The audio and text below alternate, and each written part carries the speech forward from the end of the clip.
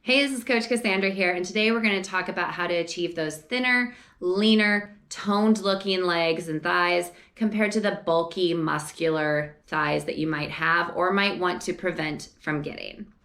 Now, before I get to my 3 steps, there's one very key element in all of this, and that is your individual body. You need to know and track how your body responds to different things. There is no one size fits all. This is a general statement of how you can achieve this, but you need to pay attention to your body and how it responds to the exercises and to the suggestions that I give you. And that being said, there is absolutely nothing wrong with having thicker muscular legs. But if that's not something that you want, then here are a couple tips for you. All right, so like I said, I have 3 steps for you. Number 1 is to know your body type. Now, there are 3 body types for women. The body type number 1 is ectomorphs. Ectomorphs are naturally skinny, something like a Victoria's Secret model.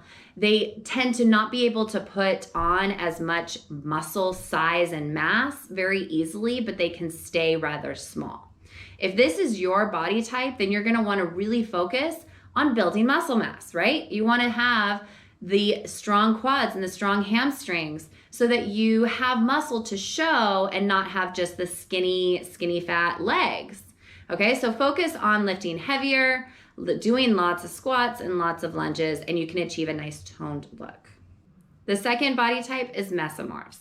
These are the bit more athletic bodies. They tend to put on muscle mass pretty easily, and they tend to lose body fat fairly easy. So if you are this type, you want to still be doing the squats and lunges, but maybe not trying to achieve your maximum squat weight, okay? You want to get moderate squats and lunges and moderate cardio, and you want to focus on losing that body fat so that you can see your muscles, but you don't want to have big muscles. So if you are lifting super heavy weights, then you're going to have bigger muscles.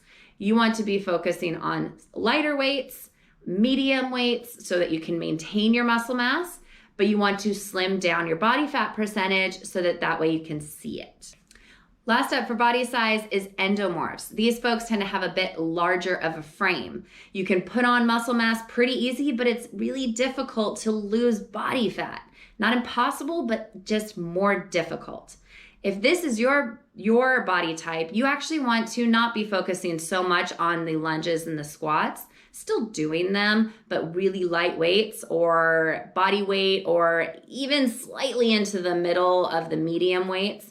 But you really want to focus on losing your body fat percentage. That way you can have that nice lean muscular leg. All right, so now that you know your different body types, step number 2 is to focus on steady state running cardio.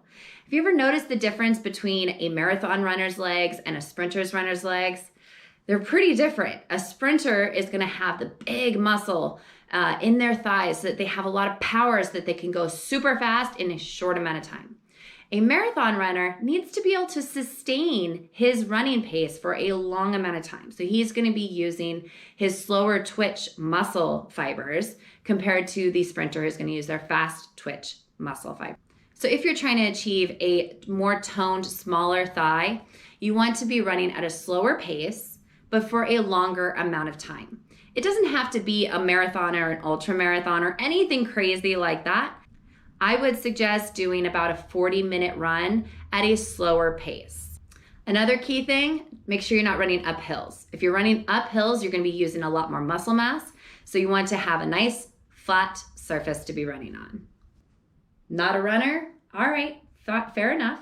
Do power walking. Power walking can burn actually a surprising amount of calories and is a lot, of course, less impactful on your lower body. The best part about power walking is that it actually burns more fat than it does build muscle. So if you really need to lose some body fat percentage, then power walking can be your friend for this. Now, one other option I want you to be very careful about is doing fasted cardio. If you do your cardio before you eat in the morning, you have less glycogen, which is energy stores in your muscles. And therefore, your body will burn more fat and muscle while you're running. Less fat and less muscle mass equals slimmer legs. All right, so step number 3 is, of course, to watch what you're eating. That includes having a slight calorie deficit. You want to be able to maintain. You don't want to be just dropping weight super fast. That's not going to be sustainable. It's not going to be good for your body. And it's just plain not healthy. You want to have a slight calorie deficit so that you lose not only body fat, but you also lose muscle mass. Now, along with a calorie deficit, if you are trying to lose muscle mass, you want to lower your protein. If you are continuing to have a large amount of protein, like a large amount of protein, then your muscles are going to stay there. But if you want to shrink your muscles and get some atrophy, which is smaller muscles, then you want to lower your protein. Because in order to have big muscles, your muscles need protein. If you deprive it of its protein, they will shrink down. Now there you have it. If you follow these steps and these tips, then you will get yourself some nice, lean, thin, small legs. Good luck and reach out if you have any questions. Take care.